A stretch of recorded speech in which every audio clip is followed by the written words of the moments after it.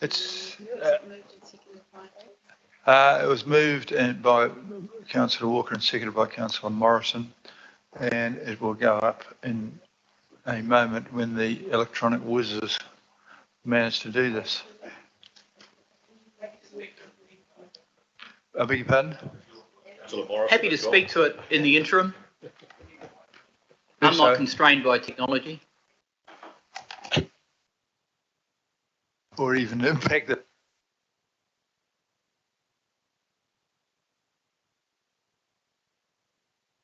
Are we able to ask some questions once we see what? But just the proposer will speak to what's coming, and you're welcome to ask questions. But from what I've seen of it, it's supportive but not benign. Here we are.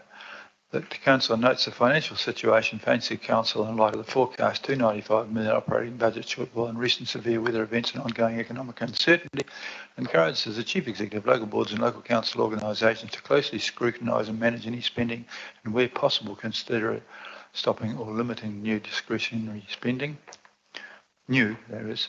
Request staff to report back to the next meeting Expenditure Control and Procurement Committee on defining the scope of discretionary spend, options for managing or controlling discretionary spend and any implications of stopping or limiting such spend.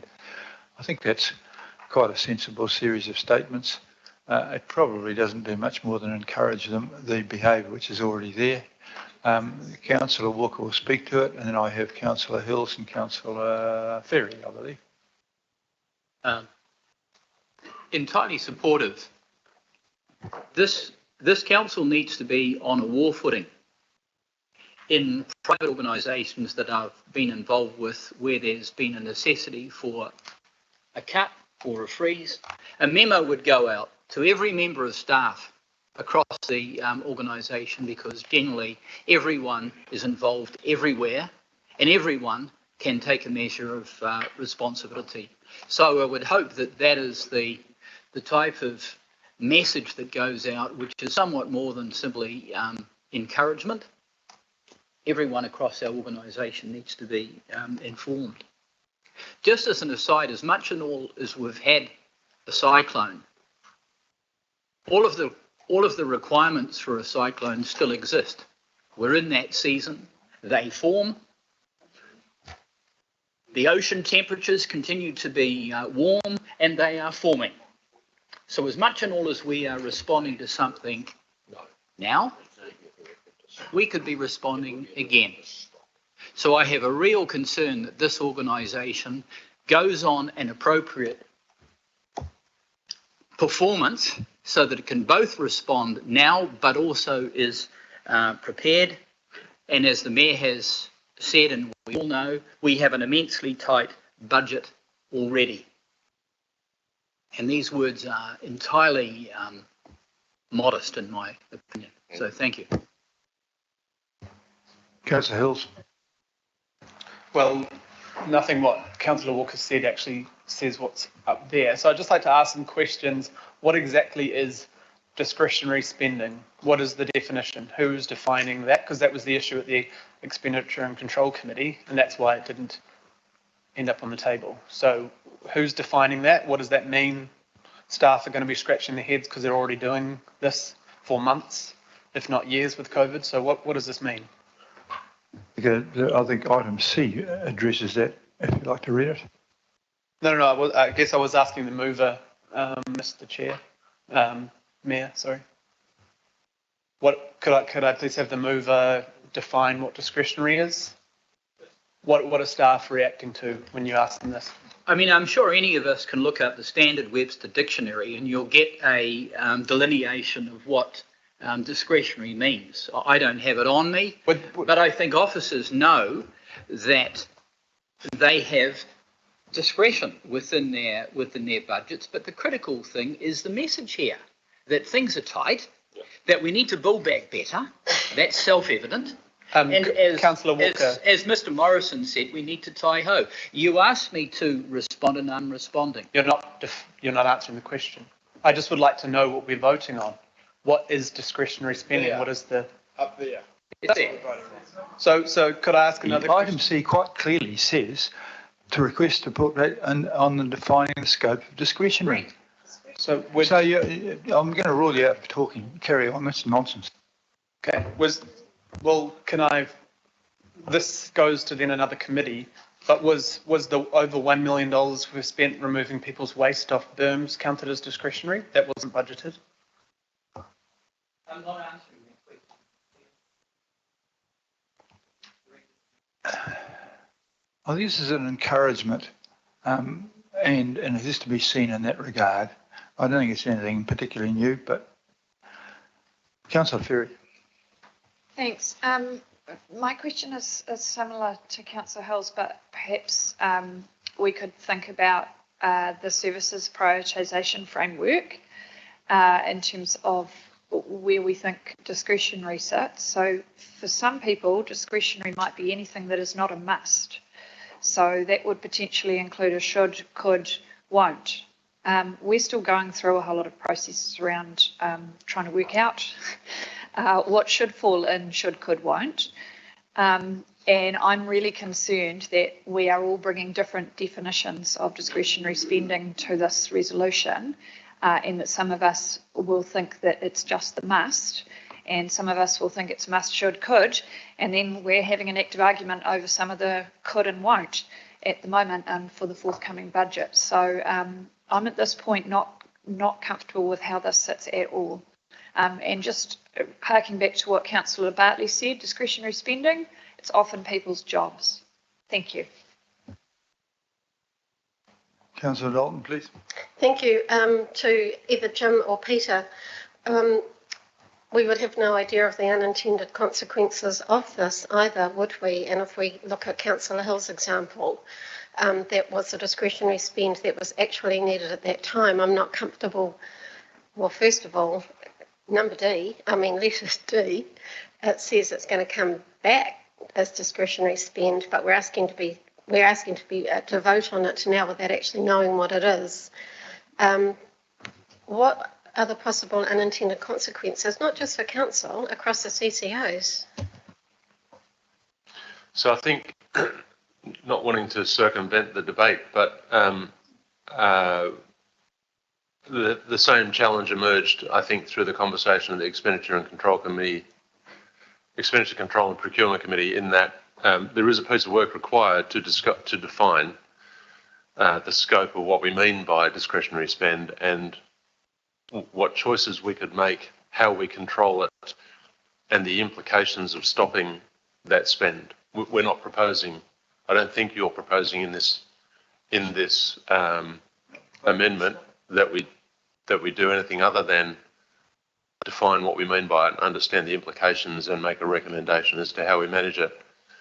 I would, though, simply say that right across the organisation, we are, as I've said a couple of times, we are absolutely applying the brakes to any choices that we've got where it makes sense, any choices that we've got, so that we can slow down our run rate to get to a place where we can meet our budget commitment for next year. This is a question of, can we apply the brakes harder on some things? And if we can, what are they and what are the implications of it? Councillor Foley. Thank you, Your Worship. My question and my comments are along the same lines, and I'm really mindful that if the discretionary spending that people are talking about means the flexible spending, the flexible way that we've been able to see our board and our council group across the whole council group respond during the flood and during the cyclone, then I would not support cutting that or stopping that or encouraging the stopping of having that discretionary funding, because what we saw on the ground is that flexibility is what enabled us to respond as nimbly as we were able to the flood and to the cyclone. For sure, I know that our PPE gear that we got from Tava for our cleanup response in Mangere would not have been able to happen without that discretionary funding. And I put, inverted speech marks around the word discretionary there because we don't know what that quite means.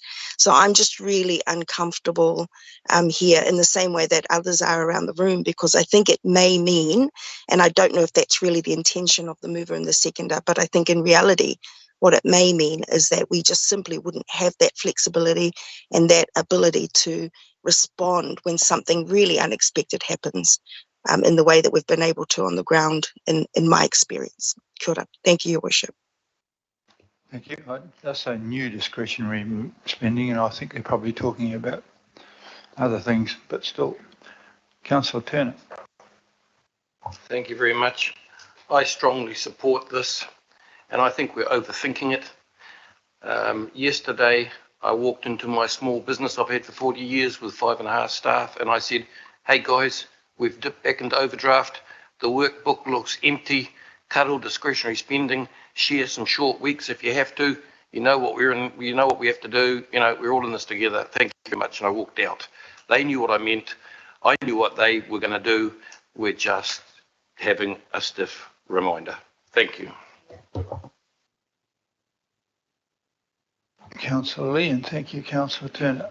Thank you. And I'm sure Councillor Turner's staff, I'm sure Councillor Turner didn't add when he gave that order to say, and work out in a month's time what discretionary spending actually is, because I'm not sure what it actually is.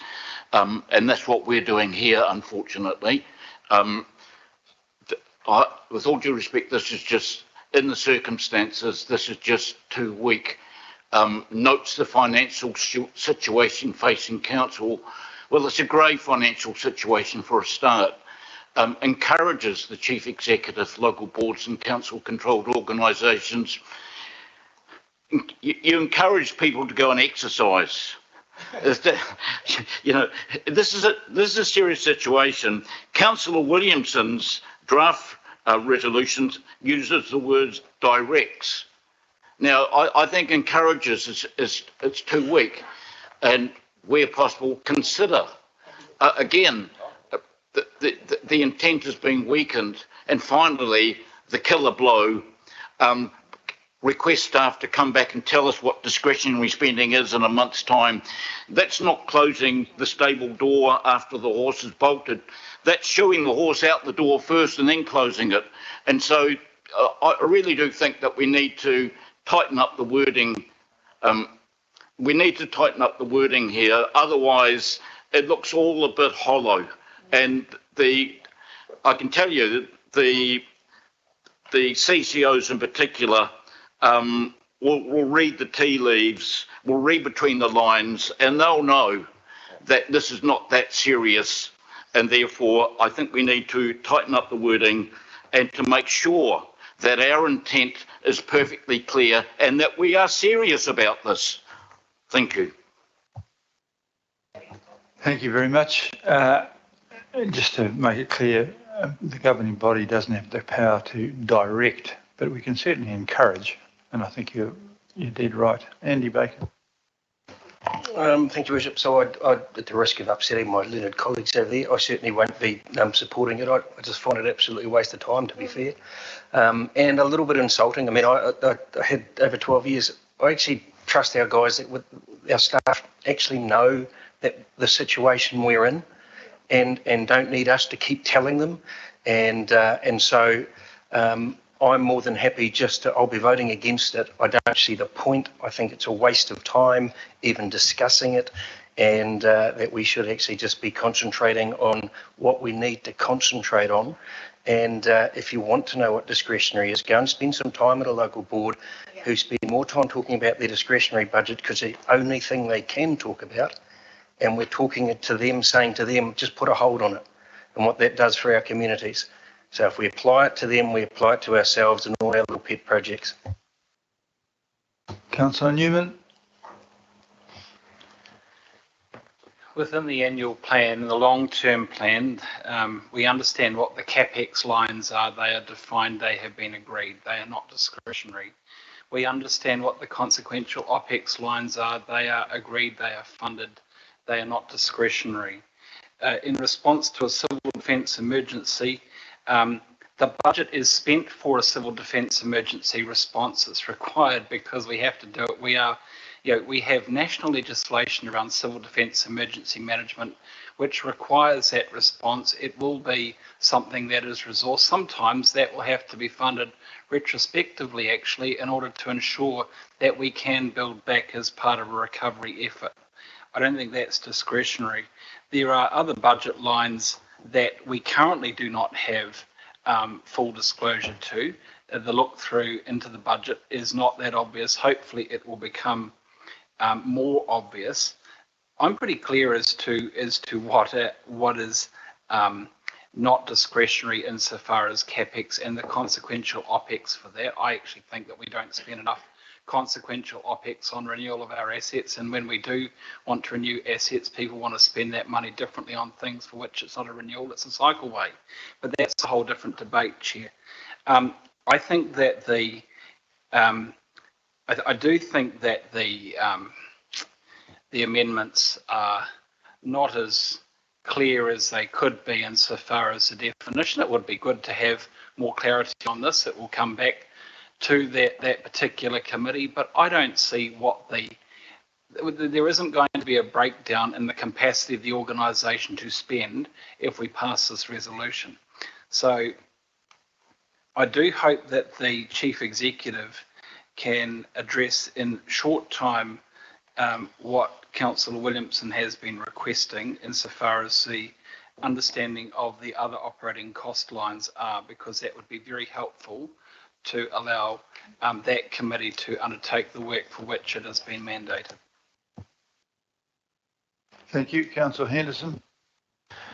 Thank you. I'll be really brief. Resolutions need to be read in the abstract in and of themselves and need to be very clear so that we can apply them. I've got a number of issues with this resolution, one of which is being directed to look at the Webster dictionary definition of what discretionary is, and I actually did that, and it says left to individual choice or judgment, which basically applies to every single council decision we ever make.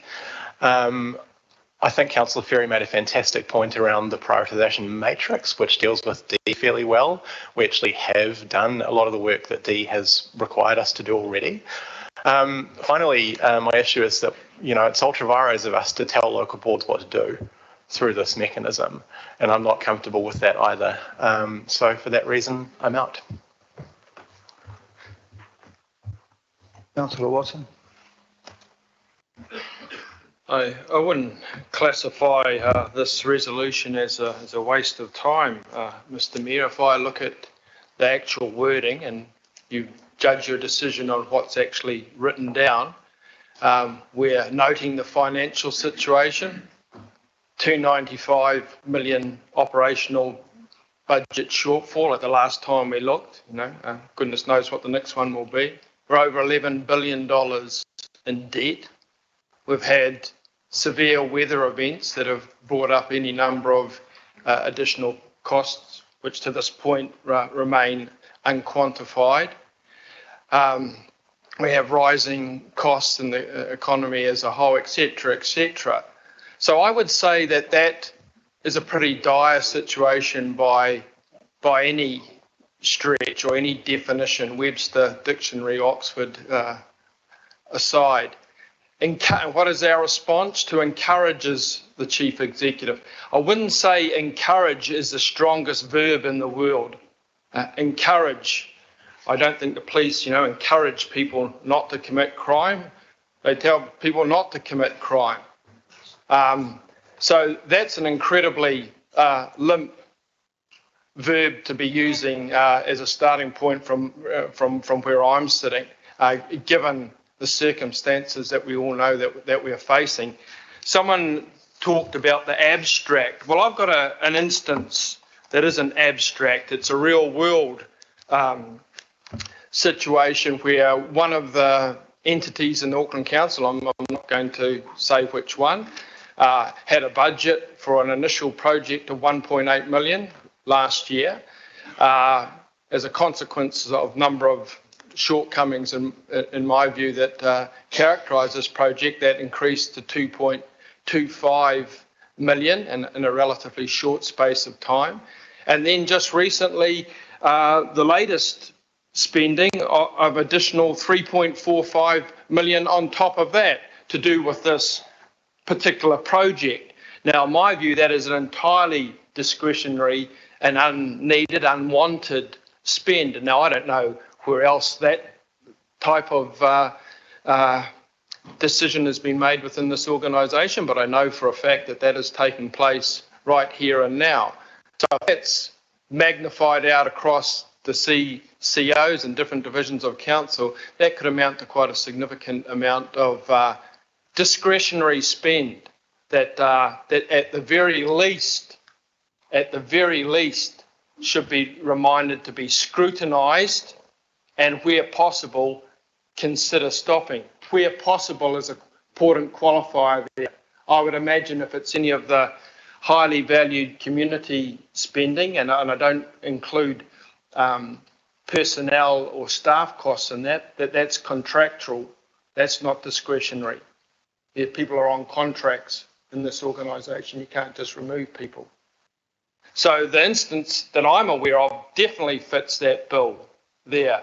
And I want that stopped and subject to the encouragement that we've so boldly put up here in our resolution.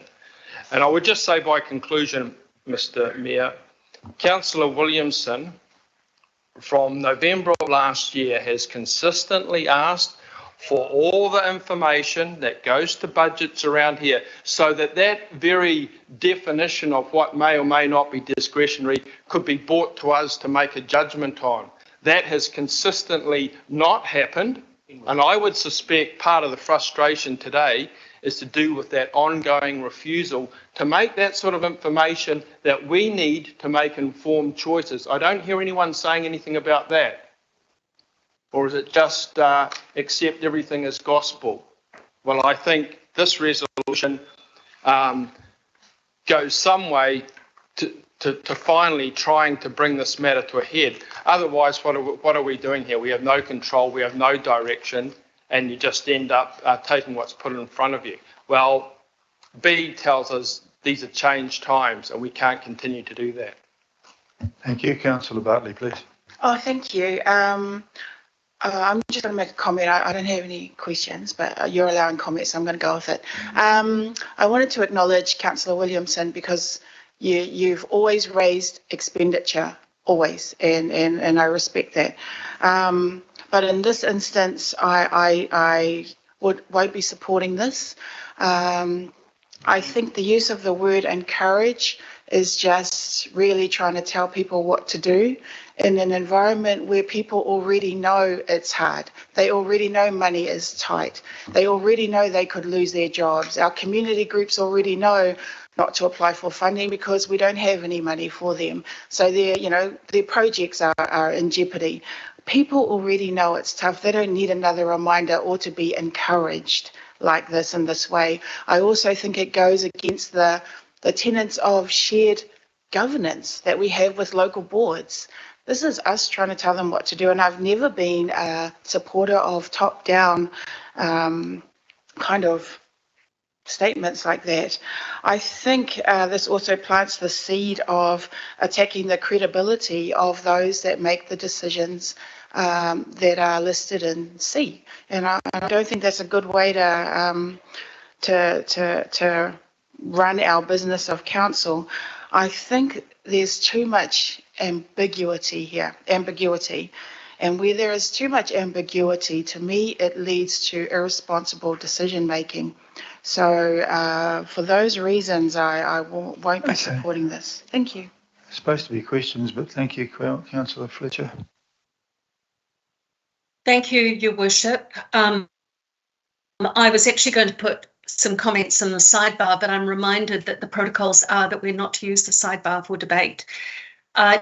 Your Worship, I have a question, and it's of you, but I want to put it in the context of an apology for feeling a bit emotional about this. I'm sitting in my kitchen, I can't be with you. I'm listening to Eden Park, where the waiatas are flowing through my window of what's going on with the kapahaka, and it's making me quite emotional. So apologies for this. it was suggested that we might be overthinking this, but I actually think we're verging on becoming petty. The assumption behind this for me is that it's where we won't jeopardise in terms of health and safety. And to you, Your Worship, can you think of a pathway forward? I really hate the fact that at a time where people have been through so much, we are being so petty today, where in actual fact I see us all pretty well in agreement. Could you please find some wording that qualifies that sufficiently, that deals with health and safety, but gives a sense of leadership and direction and good governance in moving forward? And I would really like you to comment on that, whether or not there could be a qualification there that will meet everyone's objectives. Thank you. Well, I think this is a fairly benign but encouraging statement. And people who are going to vote against it are voting against noting their situation. They're voting against encouraging the people to be sensible, and they're voting against the staff to report back the impacts and defining these things. They're entirely sensible things. So if you're going to vote against this, think about how that might be seen. You may or may not have some better words for this, but this is a sensible series of things which people have come up with and has been proposed and seconded. And so if I could find better words for it, I would. We have heard the debate which wanders between people who want to thunder out and be harder on this one and other people who don't want to do anything about it. If we can't work out what discretionary over the next month with having asked staff to come back to it, then you wonder why we have spending limits within people's staff positions. Staff are allowed to spend up to a certain amount at their discretion, and then above that a limit goes to something else. So that we're just right through the way we run here. So this is simply asking that the governing body note our position, and we note everything. We note a presentation from FAO. We note that the sun rises in the east. We encourage those people to closely scrutinise and consider. And we request staff to point out, I'm looking forward to number C, so we might get some guidance of what discretionary is. And it is not discretionary that they clean up the rubbish on the side of the road. You do that. And I mean, it's nitpicking. So I'm hoping I've answered your question there, but if I was you, I'd listen to the Matatini. It's probably better than this. Thank you, Your Worship. Councillor Sayers. Yes, thank you, Mayor. Look, I think you've just said what I was going to say, Your Worship.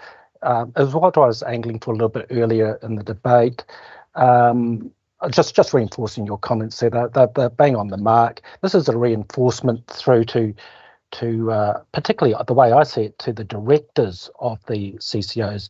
The board of directors need to be directed by the governing body that discretionary expenditure must be controlled, and this is simply putting in writing. So I fully endorse it, and I thank you for your hot helicopter comments around it, Mayor. Thank you. Okay, Councillor Hills has got another crack at the... Mine was just a question, and there has been debating points. Thank you, Mayor. I won't be supporting this mainly because there is no definition, and I've heard from people that A, this has no teeth, and B, this sends a message. If you don't think the staff and the management and the organisation knows there is a spending freeze on and a staff recruitment freeze on, and they've been pulling back spending since 2020, then you really haven't been talking to staff or checking in on departments. These statements might make us feel good and we can beat our chest, etc. But the staff know this. The budget says this. I mean, if you think about what discretionary spending is, in the budget, we're up for cutting homelessness spend, cutting the arts and cultures programming, education services, regional events, local events, half the local board discretionary funding if they don't use their ABS funding, outdoor experiences, funding for homelessness, regional coordination of community-focused initiatives, climate change, action-related behavioural change, there's, we did talk about the Healthy Waters funding that was discretionary, and we realised we needed that, so that's thankfully not up for a cut now. And I did speak to Parole over the last few weeks because of the huge amount of waste we removed for free, because it was the right thing to do for a health and safety issue, but that was discretionary spending. That was unbudgeted spend, well over $1 million, removing 2,700 tonnes of waste, flood waste for our communities. Opening the 27 shelters and CDCs was discretionary funding, nothing we budgeted for. The 2,000 staff who volunteered, worked overnight. Many of us have been at our CDCs and shelters and seen leisure staff, young people, people from all through parts of the organisation who probably aren't recording the toil they did. They probably aren't asking for the hours back because they were all doing it for Aucklanders. And we know morale is pretty low. It's been a tough 3 years, and we know that staff are not spending on issues. Tātaki Auckland Unlimited have gone from a $27 million cut to a $44 million cut. They are talking to me weekly on the different things that are going to go and that we're no longer going to do as a city, including economic development, major events, things like that our city. So to turn around and just go, hey, council, please stop spending frivolously, I think is a bit of a slap in the face. So I've heard, my main reason also is that I've heard from both that this doesn't mean anything and it's really meaningful. So, which means that we don't have a report on it. It couldn't be figured out at the Expenditure Control and Procurement Committee last week. So clearly it is nothing more than a waste of time compared to all the other stuff we're supposed to be doing on this agenda today. Okay, well, we'll stop talking about it and get on with it if that's okay. Karen Leone, no, anybody else? No, I'll put the vote. All those in favour? Call for a division. Pardon? Yeah, division. Councillors, you're voting on the amendment as we have just had under discussion. Councillor Baker. Councillor Bartley. Against. Councillor Dalton. Against. Councillor Ferry. Against. Councillor Filipina. Against. Councillor Fletcher. For. Councillor Foley. Against. Councillor Henderson. Against. Councillor Hills. No, thank you. Councillor Lee. Aye. Councillor Leone. Against. Councillor Newman. Councillor Sayers. For. Deputy Mayor Simpson. Councillor Stewart. Councillor Turner. Councillor Walker. Councillor Watson. Councillor Williamson. For. Mayor Brown.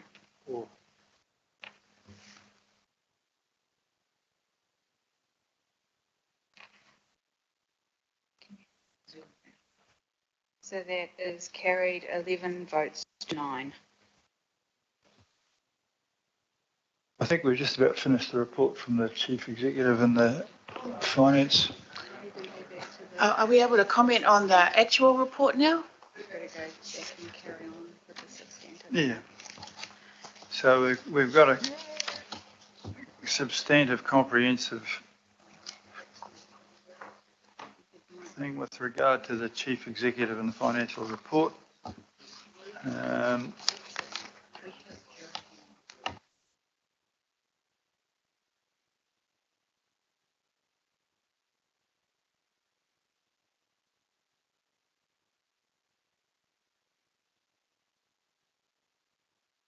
Okay, as if you can remember where we were, Councillor Lee and followed by Councillor Walker were waiting to speak on the report from the Chief Executive and the Chief Financial Officer. So, Councillor Lee. I've already spoken, Okay. Mr Mayor, thank you. Councillor Walker. Thank you very much. Comments? Councillor Fully had a comment. And Councillor Hills has on the substantive. Yep.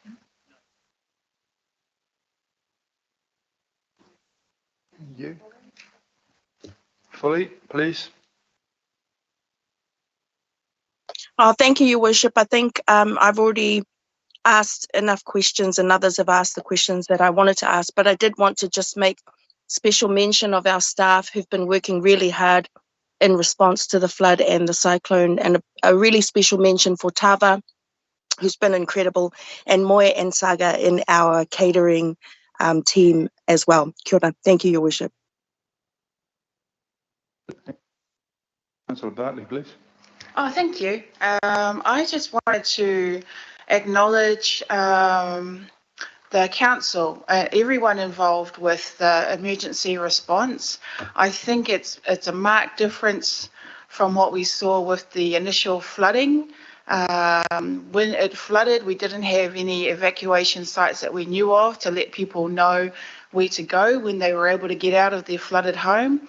Whereas this time round, there were evacuation sites already set up, and it just felt better coordinated. It felt like we could be safe with whatever hit us in the cyclone. So I really do want to acknowledge everybody, our civil defence and Paul Amaral. He kept saying to me that it's about getting Auckland back to normal and keeping the people first, because some of our shelters are having to stay open as families have nowhere to go. So I want to acknowledge those statements from him and what Civil Defence have been doing, and the fact that a lot of it is also our own council staff, not exactly a Civil Defence team, but our own staff that are taking up those roles and staffing the evacuation centres and the food and the building inspections and the rubbish clearance and the animal welfare and the 0800 number and taking those calls. I reckon they've shown how outstanding Auckland Council is, even though we get a lot of crap. But boy, this response has really stood out in all aspects. So I really do praise Auckland Council, the CCOs, just everybody that did something. I don't want to name too many names. Whenever there was anything wrong with what we were seeing, I was straight emailing Phil Wilson, Mace, Jim Stabbick, Claudia, what Eddie's doing, Craig McElroy and his team, because we had so many residents scared about the drains flooding. So we would email him addresses and the contractors would get out there and clear the drains. Parole and what she did with the rubbish, just everybody. I hope everyone knows I'm acknowledging everything they've done, and of course Craig Hobbs and our building inspection team. So just real big thank you to everybody that's done something, and our own councillors and our local boards. We've all been out there on the front line doing whatever we can to support. So I reckon we should just take a step back and just look at everything that we're doing for our city and just be proud of what we're doing, given, what we're going through financially. But I think this is a time to just be proud of us as Auckland Council. Councillor Walker, please. Just a point of clarification or order, and it just goes to the vote we've just had and conceivably the vote that we're considering now. My understanding is that in meetings, people have to acknowledge that they're part of that meeting initially or give an apology. And if they are participating remotely, that actually has to be determined by the meeting. That's my understanding. And my understanding is that that certainly covered off Councillor Fletcher and I think Councillor Sayers, but Councillor Filipina I thought not. Now I may be mistaken there, I just seek some clarification on that. Thank you. I'm sure it's in the minutes already if that's the case.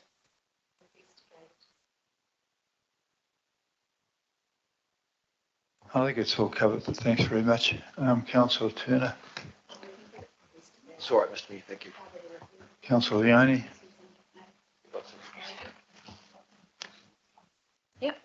Okay, I also just want to, following on from what Councillor Bartley has just said, I'm really proud of the way that Auckland Council has responded to the cyclone. And I just want to specifically acknowledge the fact that when our committee did meet and make the recommendations for the changes the second time round, that the council, responded really quickly to those changes to have the 21 CDCs stand up. And yeah, just overall a really amazing job, and thank you to our communities. We know that they were definitely the backbone of all the support that was needed out there. So just acknowledge that. Thank you. Thank you very much. I think it did go better next time, but we did have warning. Now, I think we've reached the end of that. We could now... You sure? No, we've just got rid of those. Yeah, no, Councillor Turner's done. He's done. I'm getting too much help here. Was there an answer to what Councillor Walker raised about Councillor Filipaina's vote? No, it's okay. It's sorted. Oh, yeah. Righto. We now go back to the substantial, to the recommendation about the Chief Executive's report. Can you find that?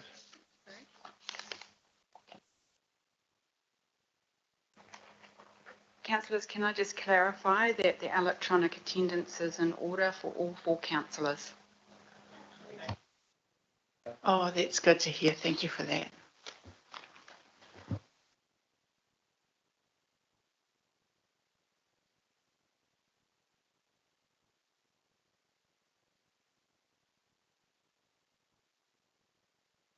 The one in front of you has been moved by myself and seconded by Deputy Mayor that we note all of the reports, and thank you for having those reports.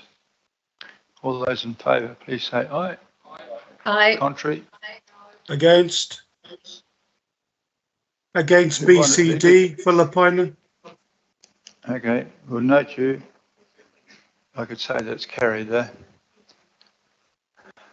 All right, thanks very much. We'll go to the next. The approval of Auckland Council's submission to the draft report of the Future of Local Government Review Panel. Now, Denise O'Shaughnessy, are you risking? Come forward, please.